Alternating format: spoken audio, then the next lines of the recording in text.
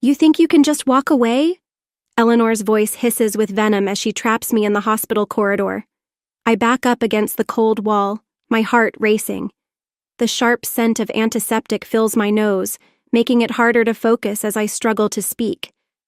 I don't owe you anything, I manage to say, my voice betraying my nerves.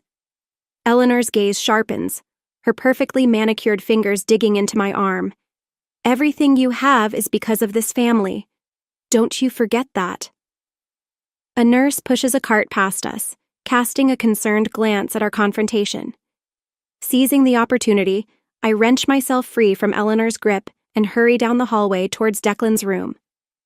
My name is Ava, and just 12 hours ago I believed I had the perfect life. Now, I don't know what I have left. I stop at Declan's door, peering through the small window. Inside, I see him lying there, bruised and bandaged, the man I thought I knew, my husband. Taking a deep breath, I push the door open. Declan's eyes flutter open at the sound, and a weak smile creeps onto his face. Ava, he whispers hoarsely, you're here. I force a smile as I move to his side. Of course I'm here. How are you feeling? He reaches for my hand, and I let him take it, even though the sensation of his touch makes my skin crawl. Better now that you're here. I'm so sorry, love. I never meant for any of this to happen. I swallow hard, battling the urge to scream. Is he talking about the accident or everything else? Declan, I say, my voice quiet but firm. We need to talk. Just then, the door opens, and Arthur steps in, his weathered face filled with concern. How's our boy? He asks, gently patting Declan's leg. I step back to give them space, watching as they share their moment. As I stand there, my mind drifts back to last night, to the moment everything fell apart. I'd been waiting up for Declan just as I had every night recently. His late hours at the office had become routine, and a gnawing suspicion had begun to take root in me. When his phone buzzed on the coffee table, I told myself I wouldn't look. I promised myself I would trust him, but I couldn't help myself. I glanced at the screen, and the brief message was all it took. Can't wait to see you tomorrow, baby. Last night was amazing. Isla. In that instant, my world shattered. And now, as I stand in this sterile hospital room, it feels as if I'm watching a play unfold. Declan, the loving husband, Arthur, the concerned father, and me, the dutiful wife, holding it all together. But it's all a lie. Ava! Declan's voice snaps me back to the present. You okay, love? You seem a million miles away. I plaster on another fake smile. Just tired. It's been a long night. Arthur pats my shoulder. Why don't you go home and rest? I'll stay with Declan for a while. I nod, grateful for the escape. As I turn to leave, Declan calls out, I love you, Ava. Thank you for being here. The words twist in my gut like a knife. I manage a weak, love you too, before fleeing the room. In the hallway, I lean against the wall, struggling to breathe. How did we get here? How did the life I thought was so perfect turn out to be built on lies? I think back to when Declan and I first met. I was fresh out of a painful breakup, and he swept me off my feet with his charm and promises of stability. The Sterlings welcomed me with open arms, and for the first time in my life, I felt like I belonged somewhere. But now, I see the cracks in the facade. Eleanor's constant criticism masked as concern, Declan's growing distance, the pressure to have children, to be the perfect Sterling wife. As I make my way to the parking lot, my phone buzzes. It's a text from Chloe, my best friend. How are you holding up? Want me to come over? I type back a quick, yes, please, before getting into my car. As I sit there, key in the ignition, I realize I'm at a crossroads. I can pretend everything's fine, keep playing the role of the dutiful wife, or I can face the truth and fight for the life I deserve.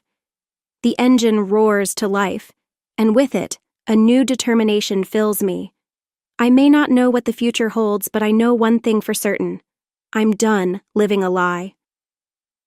I step into the Sterling household, the air thick with tension. Eleanor's critical gaze follows me as I move through the living room, her lips pursed in disapproval. "Ava, dear," she calls, her voice syrupy sweet. "Come sit with me. We need to talk about Declan's recovery and other matters." I steel myself, sinking into the plush armchair across from her. "What other matters, Eleanor?" She leans forward, eyes narrowing. "You know what I'm talking about. It's been 5 years, Ava. When are you going to give this family an heir?" The familiar ache blooms in my chest. "Eleanor, we've been over this. Declan and I—" "Are you even trying?" she interrupts. "Maybe if you put as much effort into starting a family as you do into your little hobbies, we'd have grandchildren by now." I bite my tongue, remembering the countless doctor's appointments, the treatments, the disappointments. Declan had been supportive at first, but lately— "We're doing our best," I manage, my voice tight. Eleanor scoffs. "Your best clearly isn't good enough. Do you know what people are saying? That you're too selfish to have children? That you're holding Declan back?" Her words cut deep, reopening old wounds. I stand abruptly, needing to escape. "I should check on Declan. The doctor said he needs rest." As I hurry up the stairs, I hear Eleanor mutter, "Useless girl. I told him to. He should have married someone else." I pause outside Declan's room, taking a deep breath to compose myself. When I enter, he's propped up in bed, scrolling through his phone. He barely glances up as I approach. "How are you feeling?" I ask, perching on the edge of the bed. He shrugs, wincing slightly. "Been better. Did you bring my work laptop? I need to send some emails." I frown. "Declan, you're supposed to be resting.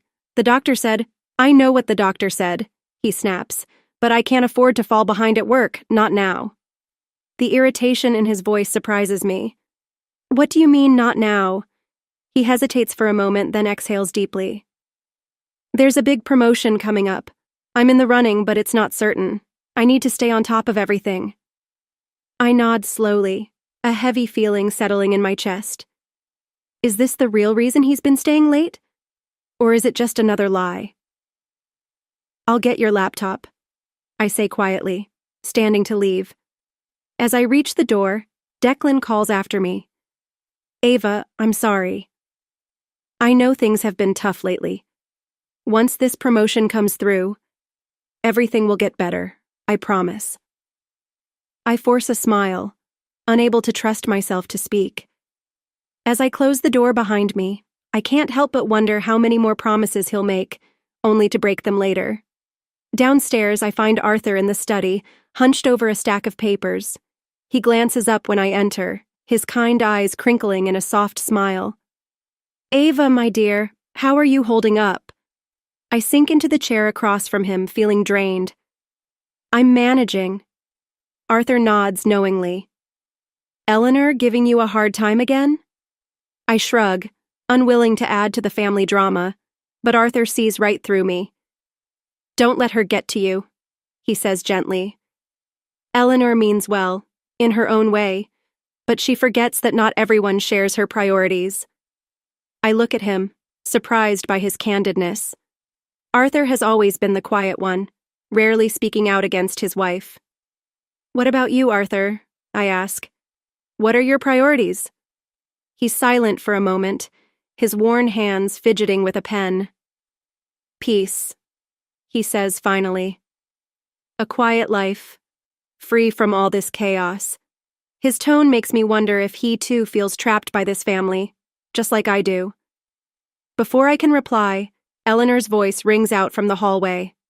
"Arthur, where's that financial report? The bank's calling again." Arthur sighs, his weariness apparent. "Duty calls," he murmurs, gathering his papers. As he leaves, I realize that maybe I'm not the only one suffocating under the weight of the Sterling family's expectations. Later that evening, as I'm preparing dinner, my phone buzzes. It's a message from Chloe. "Hey, girl. How are you holding up? Drinks tomorrow night?" I smile, feeling a wave of relief at the lifeline my best friend is offering. God, yes, I need to get out of here. As I set the table, my thoughts drift to the future.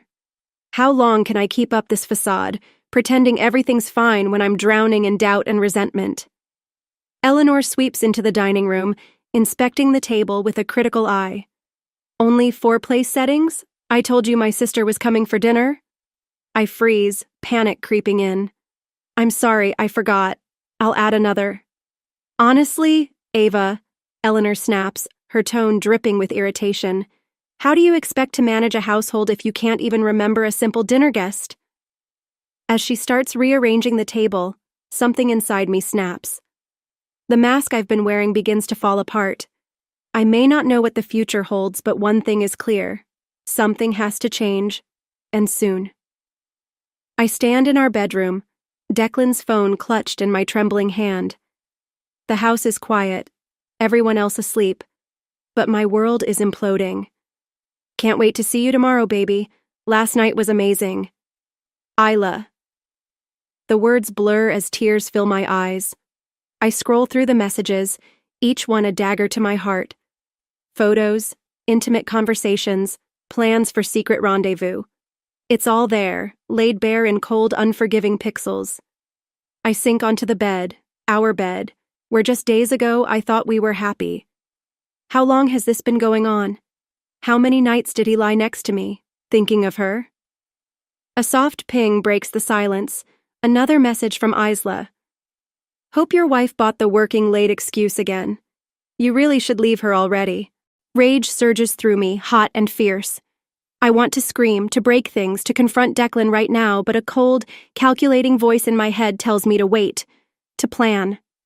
I take a deep breath, forcing myself to think clearly. Who is this Isla? The name sounds vaguely familiar. I open Declan's contact list, scrolling until I find Isla Reed. Of course, the new junior executive at his firm, the one he couldn't stop talking about when she first started. My fingers hover over her number. Should I call her? Confront her? No, not yet. I need more information. I spend the next hour combing through Declan's phone, taking screenshots, forwarding emails to myself. By the time I'm done, I have a complete picture of their affair. 3 months. It's been going on for 3 months. As dawn breaks, I slip back into bed, my mind racing. Declan stirs beside me, reaching out in his sleep. I recoil from his touch, disgust replacing the love I once felt. Ava? He mumbles, eyes still closed. You okay? I swallow hard, forcing my voice to remain steady. Fine, just couldn't sleep. He nods, already drifting back to sleep. I watch him, this stranger I've shared my life with, and make a decision. I won't confront him, not yet. First, I need a plan. The next morning, I go through the motions of our normal routine. I make breakfast, help Declan with his tie, kiss him goodbye as he leaves for work. But inside, I'm seething. As soon as he's gone, I call Chloe. I need to see you, I say, my voice cracking. It's important. An hour later, we're sitting in a quiet corner of our favorite cafe. Chloe listens in shocked silence as I spill everything. That bastard, she hisses when I finish. I'll kill him. I shake my head. No, I need to handle this myself, but I don't know how. Chloe takes my hand, her eyes fierce with loyalty. Whatever you need, I'm here. But Ava, you can't stay with him. You know that, right? I nod, the reality of my situation sinking in. I know, but it's not just about leaving Declan. It's about leaving them, the Sterlings. They'll try to destroy me if I walk away. Then we destroy them first, Chloe says, a determined glint in her eye. You've got evidence, right? Use it. We spend the next few hours plotting. By the time we part, I have a plan. It's risky, potentially devastating, but it's the only way I can see to free myself from the Sterling's grip. That evening, I return home to find Eleanor in the kitchen, preparing dinner. She looks up as I enter, her usual critical expression in place. There you are, she says, I was beginning to think you'd abandoned your duties for the day. I force a smile. Just catching up with a friend. Can I help with dinner? Eleanor dismisses me with a wave. I've got it covered. Heaven knows what kind of mess the meal would be in if I left it to you. I bite back the words that threaten to spill out, reminding myself that it won't be long before I no longer have to put up with this. As I turn to leave, Eleanor calls after me. Oh, Ava, Declan called he's working late again tonight. Don't wait up. The lie slips from her lips effortlessly. Does she know? Is she covering for him? Thanks for letting me know, I reply, my voice tight with restraint. I retreat to our bedroom and lock the door behind me. My hand trembles as I pull out my phone and dial the number I found in Declan's contacts. It rings twice before a breathy young voice answers. Hello? Is this Isla Reed? I ask, my heart thumping in my chest. Yes, who's this? I take a steadying breath. This is Ava Sterling, Declan's wife. There's a long pause, followed by a sharp intake of breath. Oh God, listen, I can explain. Save it. I cut her off, my voice cold. I know everything. The messages, the photos. I know about your affair. Please. Isla's voice shakes with desperation. It's not what you think. Declan said he was leaving you. I laugh bitterly. Of course he did. And I'm sure you believed him, didn't you? Just like I believed him when he said he was working late. Isla tries to speak again, but I interrupt. I'm not here for your excuses. I'm calling to give you a warning. This ends now, or I'll go public with everything. Your career, your reputation, everything you've worked for, it'll all be over. Do you understand? There's a long pause, then a quiet, yes, I understand. I'm so sorry, Ava. I never meant. I hang up, cutting her off mid-apology. My hands shake, but for the first time in years, I feel a rush of power. I'm taking control of my life. As I look out the window, watching the sun dip below the horizon, I make a silent promise to myself. This is just the beginning. By the time I'm done, the Sterlings will regret ever crossing paths with me. I walk into Declan's hospital room, my heart racing but my resolve firm. Eleanor is sitting by his bedside, adjusting his pillows. They both look up as I enter, their smiles faltering at the sight of my steely expression. Ava, Declan asks, concern creeping into his voice. What's wrong? I take a deep breath, steeling myself. I think it's time we had a talk. All of us. Eleanor rises, her eyes narrowing. What's this about? I pull out my phone, my fingers trembling ever so slightly as I bring up the damning messages. It's about the truth, Eleanor. The truth Declan's been hiding from all of us. Declan's face pales. Ava, wait. But I'm done waiting. I turn the phone screen towards them, watching as Eleanor's eyes widen in shock and Declan's face crumples in guilt. 3 months, I say, my voice surprisingly steady. 3 months you've been lying to me, sneaking around with Isla Reed. Eleanor gasps, her hand flying to her mouth.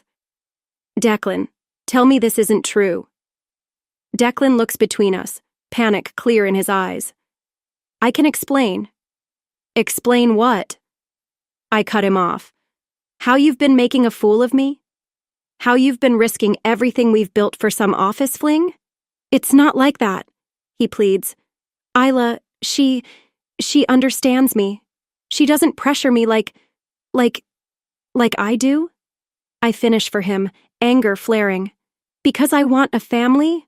Because I expect you to be a partner, not just a provider? Eleanor, recovering from her initial shock, steps forward. Now, Ava, let's not be hasty. I'm sure this is all just a misunderstanding. I turn to her, disbelief coloring my voice. A misunderstanding? Did you not see the messages, Eleanor? The photos? These things happen in marriages, she says, her tone placating. The important thing is to work through them for the sake of the family. Her words ignite something in me, a fury I've been suppressing for years. The family? You mean your precious Sterling legacy? That's all you care about, isn't it? Not my happiness, not even Declan's, just your reputation.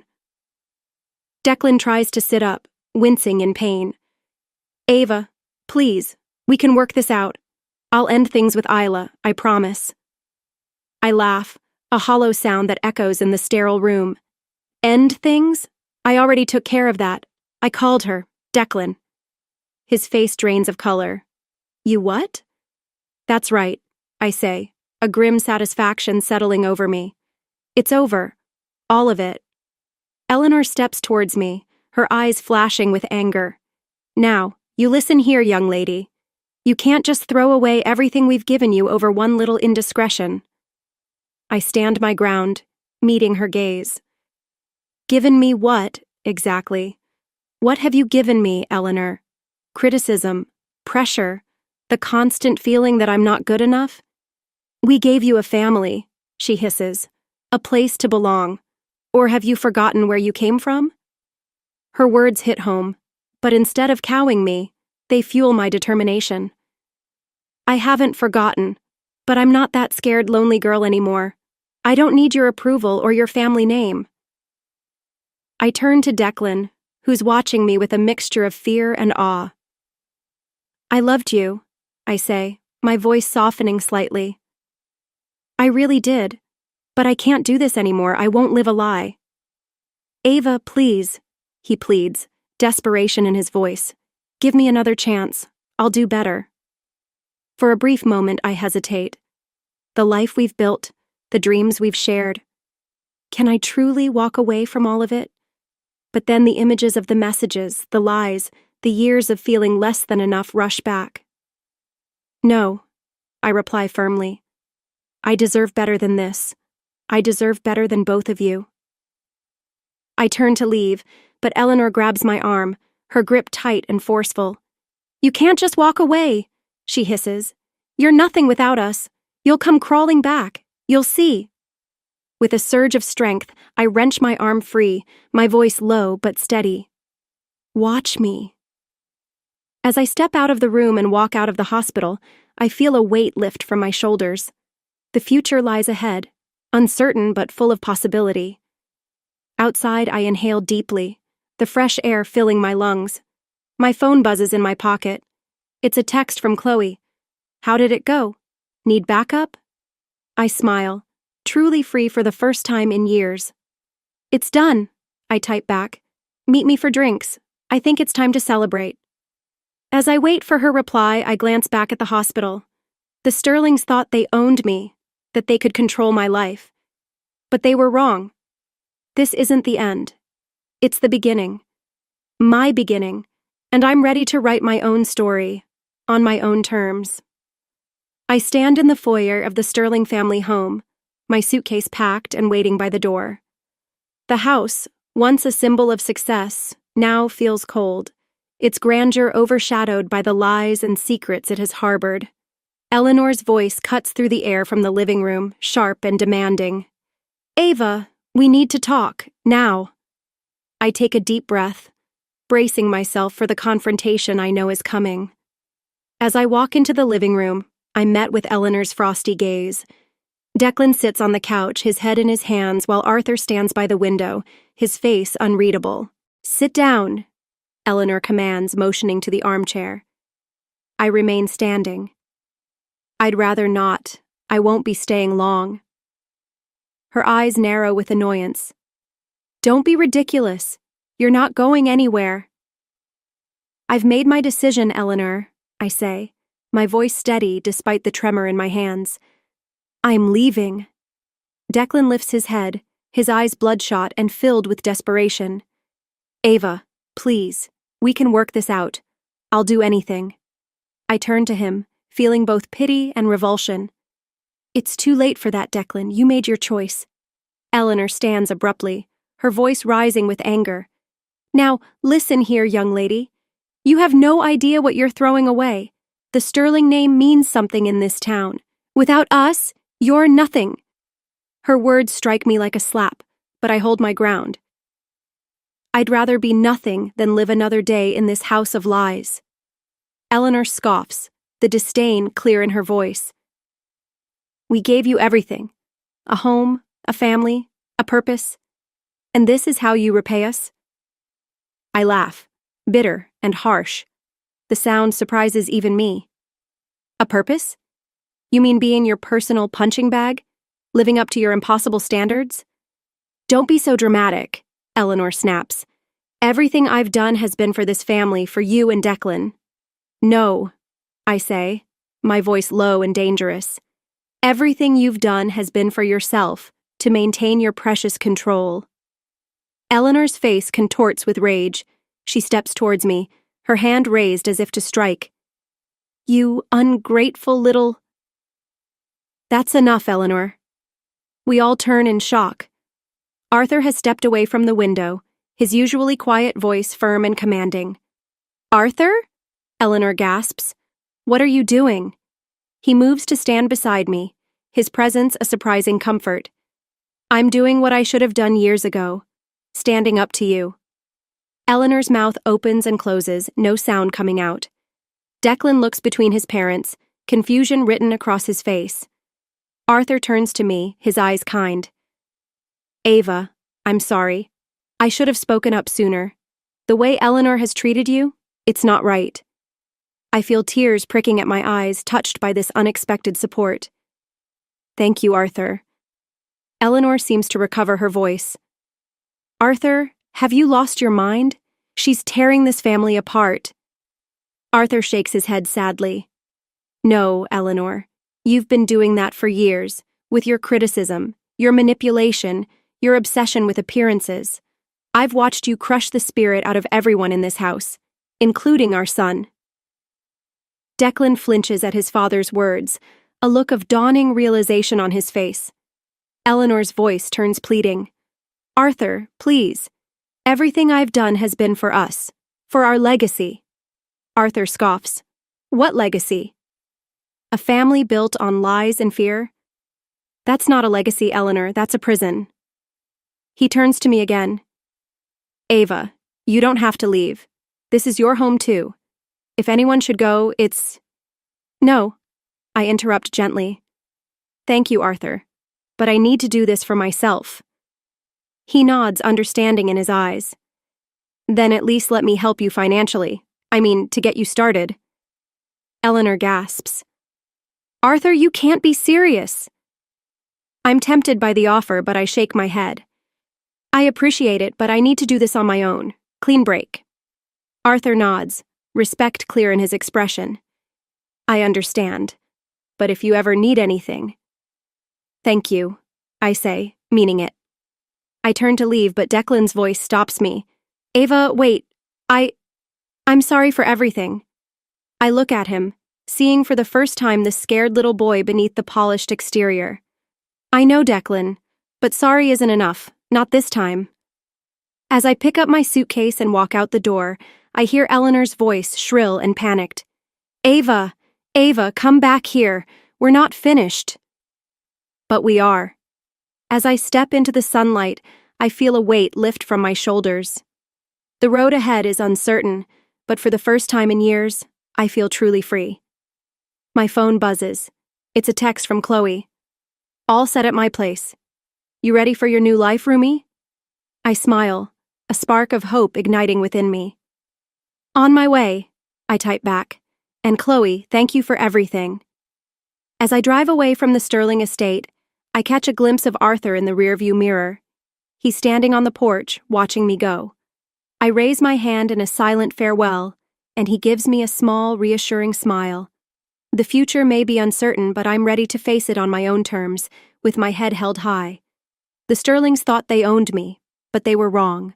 My story is just beginning, and this time, I'm the one holding the pen.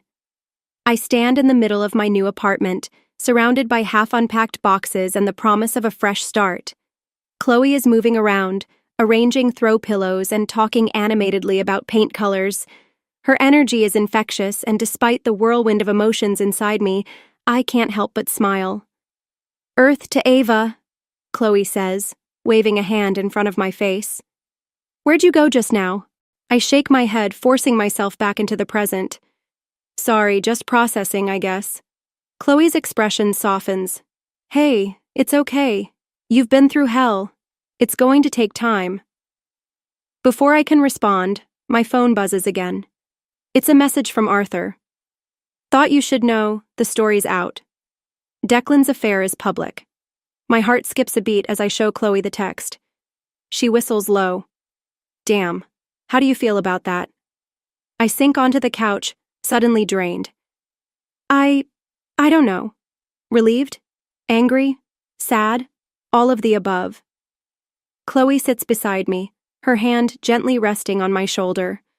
All valid. Want to see what people are saying? Part of me wants to shut it all out, but a stronger part of me needs to know. I nod and Chloe quickly grabs her tablet, pulling up local news sites and social media. The headlines are relentless. Sterling heir in sex scandal. Sterling's secret affair exposed. Sterling family in turmoil. As we scroll through the reactions, my phone rings. It's Declan. I stare at the screen, torn between answering or throwing the phone out the window. You don't have to talk to him, Chloe says softly. I take a deep breath and answer. What do you want, Declan? His voice is ragged, desperate. Ava, please, I need you. Everything's falling apart. The firm is talking about letting me go. My friends won't return my calls, and Mother, she's beside herself. A part of me aches for him, but I push the feeling down, forcing it away. I'm sorry you're struggling, Declan, but that's not my problem anymore. How can you say that? He pleads. After everything we've been through? Anger flares in me. Everything we've been through? You mean how you lied to me, cheated on me, made me feel like I was never good enough? I made a mistake, he cries. I'll do anything to make it right. Please, just come home. I close my eyes, steeling myself. No, Declan. That's not my home anymore. You made your choices. Now you have to live with them. I hang up, my hand shaking. Chloe wraps me in a hug, and I let myself cry for the first time since leaving the Sterling house. As evening falls, there's a knock at the door. Chloe and I exchange wary glances. She peers through the peephole and gasps. It's Arthur. I open the door to find Arthur standing there, looking tired but determined. May I come in? I nod, stepping aside. He enters, taking in the modest apartment with a small smile. It suits you, he says. What are you doing here, Arthur? I ask, curious but cautious. He sinks into an armchair. I left Eleanor. Chloe and I exchange shocked looks. What? I breathe. Arthur nods, a mix of sadness and relief on his face. After you left, things escalated. Eleanor was beside herself, alternating between rage and despair. When the news of Declan's affair broke, she lost it. Started talking about using the family's influence to bury the story, to ruin Isla's life. I feel a chill run down my spine. She wouldn't. She would, Arthur says grimly. That was the last straw for me. I couldn't stand by and watch her destroy more lives in the name of preserving the family's reputation. I sink onto the couch, stunned. I'm so sorry, Arthur. I never meant to cause all this chaos. He leans forward, his eyes intense. No, Ava, you didn't cause this. You just had the courage to expose what was already there, the rot at the heart of the Sterling family. Chloe, who's been uncharacteristically quiet, speaks up. So, what happens now? Arthur runs a hand through his hair. I don't know. Eleanor's threatening to contest the divorce, to cut me off from the family fortune. But honestly, I don't care. I'm tired of living under her thumb. I feel a surge of admiration for this man I thought I knew. What can we do to help? He smiles, a genuine warmth in his eyes. You've done more than enough, Ava. You showed me it was possible to stand up to Eleanor, to choose integrity over appearances. Now it's my turn to figure out who I am without the Sterling name defining me. As Arthur prepares to leave, He turns to me one last time. Ava, I want you to know, I'm proud of you, and I'm sorry I didn't stand up for you sooner. Tears prick my eyes as I hug him. Thank you, Arthur, for everything. After he's gone, Chloe and I sit in stunned silence. Finally, she turns to me, a mischievous glint in her eye. Well, looks like karma's working overtime for the Sterlings. I can't help but laugh, feeling lighter than I have in years. As we return to unpacking, I realize that this apartment, this new life, isn't just a fresh start. It's a victory. I've reclaimed my life from the Sterling grip, and for the first time in years, the future looks bright. I stand outside the Sterling family's country club, my heart pounding. It's been 2 months since I left, but it feels like a lifetime. Chloe squeezes my hand reassuringly. You sure you want to do this? She asks. I nod, steeling myself. I need closure and answers. We push through the ornate doors into a world I once thought was mine. The annual Sterling Family Charity Gala is in full swing, the air thick with perfume, champagne, and pretense. Heads turn as we enter.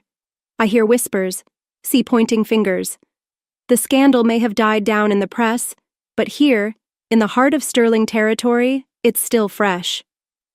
I spot Declan across the room, looking haggard and alone. Our eyes meet, and he starts towards me, but Arthur intercepts him, shaking his head. I silently thank him for the intervention. Ava? I turn to find Isla Reed standing behind me, her face etched with nervousness and guilt. Can we talk, privately? She asks, her voice barely above a whisper. Curiosity pushes aside my instinct to refuse, and I nod, following her to a quiet corner of the terrace. Isla wrings her hands, her eyes avoiding mine. I owe you an apology and an explanation. I cross my arms, silently waiting. She takes a deep breath. The affair with Declan? It wasn't what you think. I mean, yes, it happened, but it wasn't my idea. Confusion replaces the anger I felt earlier. What do you mean? Isla glances around as if to check for eavesdroppers. Eleanor approached me 6 months ago. She said Declan was thinking of leaving you, that he was unhappy. She wanted me to distract him, to keep him in the family. My world tilts slightly. Eleanor set this up? I ask, struggling to comprehend. Isla nods, her expression filled with regret. She said it was for the good of the family, that Declan needed someone who understood the pressures of his position, someone who could give him children. The old pain flares in my chest, but it quickly turns into a simmering rage. And you agreed to this? I'm not proud of it, Isla admits, her voice shaky. But Eleanor promised she'd fast-track my career, make me a partner in the firm. I thought it was just business, that I could handle it. But then, you fell for him, I finish, the pieces falling into place. She nods, tears beginning to fall down her cheeks. I'm so sorry, Ava. I never meant to hurt you. And when I realized how manipulative Eleanor was, how she was using all of us, I couldn't be part of it anymore. I stand there, stunned. The betrayal I thought I understood is now even darker, deeper than I imagined. Eleanor's manipulations run far beyond what I thought was possible. Why are you telling me this now? I ask, my voice quiet but intense. Isla wipes her eyes and looks at me. Because you deserve the truth, and because I'm leaving. I can't stay here, can't be part of this toxic world anymore. I thought you should know before I go. As she turns to leave, I catch her arm gently. Isla, thank you for telling me. She gives me a sad, apologetic smile and disappears into the crowd. My mind is reeling as I make my way back to Chloe. But before I can reach her, Eleanor appears, blocking my path. Well, the prodigal daughter-in-law returns. She sneers, her eyes glinting with malice. Come to beg forgiveness? I look at her, really look at her, and for the first time, I see the fear behind her bravado, the desperation to maintain control. No, I reply, my voice steady.